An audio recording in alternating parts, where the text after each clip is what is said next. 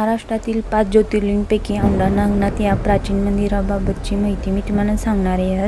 हिंगोली जिल्ह्यातील औंढा नागनाथ मंदिरात आम्ही आज आलेलो आहे। आम्ही श्रावण महिन्यामध्ये आलो होतो इथे। भारतात 12 ज्योतिर्लिंग आहेत, त्यापैकी हे औंढा नागनाथ मंदिर। सौराष्ट्रातील सोमनाथ, श्रीशैल पर्वतावर मल्लिकार्जुन, उज्जैनी येथील महाकालेश्वर, नर्मदेच्या तीरावरील ओंकार अमलेश्वर, परळी येथील वैजनाथ, पुण्याजवळील भीमाशंकर, दक्षिणेत सेतुबंधाजवळ रामेश्वर, हिंगोली जिल्ह्यातील औंढा नागनाथ, काशी विश्वेश्वर, नाशिकमधील त्र्यंबकेश्वर, हिमालयातील केदारनाथ आणि औरंगाबाद वेरूळ येथील गुणेश्वर या 12 ज्योतिर्लिंग आहेत। येथे अहिल्याबाई होळकर यांची मूर्ती स्टॅच्यू आहे। याच्या मागे एक कारण आहे। अहिल्याबाई होळकर यांनी या मंदिराचा जीर्णोद्धार करून मंदिराच्या कळसाची स्थापना केली असल्याचं इतिहासात नोंद आहे। मंदिराला 4 प्रवेशद्वार आहेत, त्यातील उत्तरेकडील प्रवेशद्वार नागरखाना असून या मंदिराचे मुख्य प्रवेशद्वार आहे।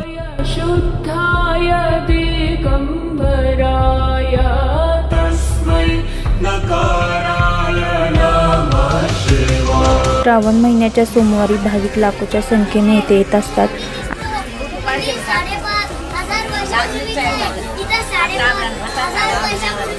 एक तलाव जंगल होतं। या जंगलाच्या आतमध्ये ही मेन ज्योतिर्लिंग होती। ही कुणाला अनेक माहित नव्हती।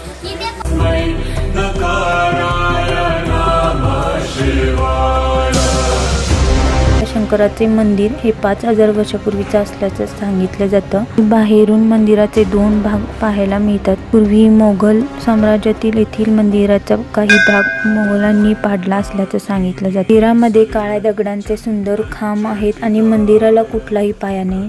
संपूर्ण मंदिर काळ्या दगडात कोरलेले आहे। ही मंदिरात जाताना डाव्या साईडला महादेवाची पिंड आणि उजव्या साईडला गणपतीची मूर्ती आहे।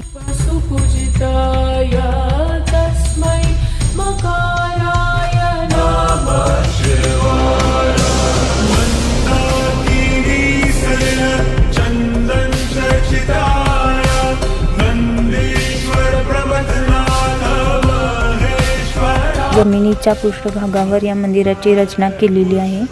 तर या मंदिरातील अनेक कहाण्या आहेत, त्यापैकी संत श्रेष्ठ नामदेव महाराज यांच्या काळात संत नामदेव महाराज कीर्तन करत असताना मंदिराने दिशा बदलल्याचे सांगितले जाते। या मंदिरातील पुजारी जातीव्यवस्थेचे फार काटेकोरपणे पालन करायचे।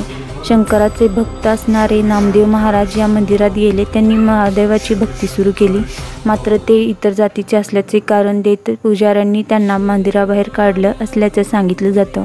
एवढंच नाही तर त्यांचा अपमानही केला। या घटनेनंतरही त्यांनी शंकराची उपासना थांबवली नाही आणि ते मंदिराच्या मागच्या बाजूला गेले आणि तिथे त्यांनी त्यांची प्रार्थना पूजा अर्चा सुरूच ठेवली।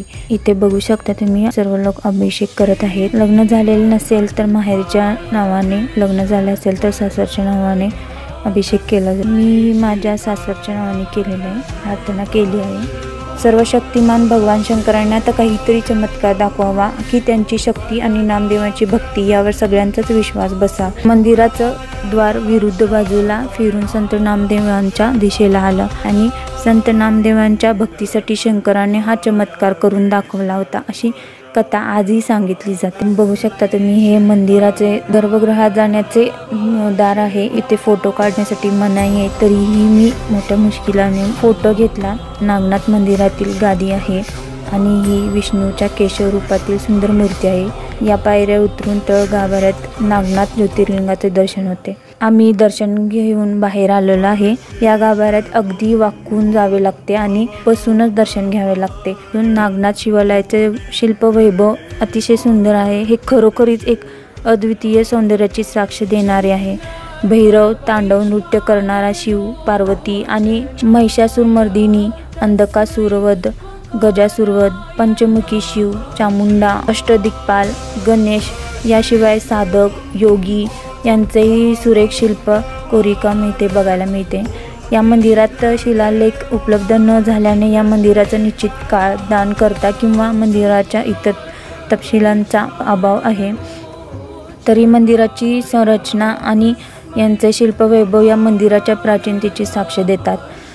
जगन्नाथपुरी येथे ज्याप्रमाणे देवाची रथयात्रा असते त्याचप्रमाणे औंढा नागनाथ मंदिरात महाशिवरात्रीला नागनाथाची यात्रा असते आणि सुशोभित रथातून मंदिराभोवती प्रदक्षिणा घातली जाते. तर तुम्ही महाशिवरात्रीला इथे नक्की येऊ शकता. या ज्योतिर्लिंगला पाताळलिंग असे पण म्हटलं जातं. श्रावण महिन्यात प्रभू शंकराचं दर्शन घेतल्याने भाविकांच्या सर्व मनोकामना पूर्ण होतात असे मानले जाते.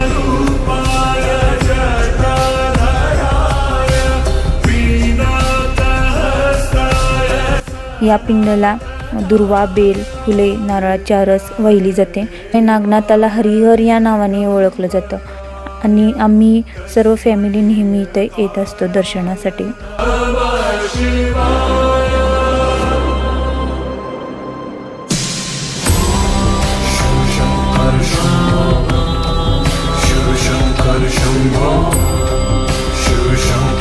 आणि मंदिराच्या आवारातच एक पाय विहीर आहे. तिला ऋणमोचन तीर्थ किंवा सासू सुनेची बारव किंवा नागतीर्थ म्हणतात. तर याच मंदिरातील आणखीन पुढील माहिती पुढच्या व्हिडिओमध्ये मी शेअर करणार आहे. त्यात तुम्हाला माहिती ऐकायला मिळेल. तर नक्की बघा, लाईक आणि शेअर करा, सबस्क्राईब करा. थँक्यू.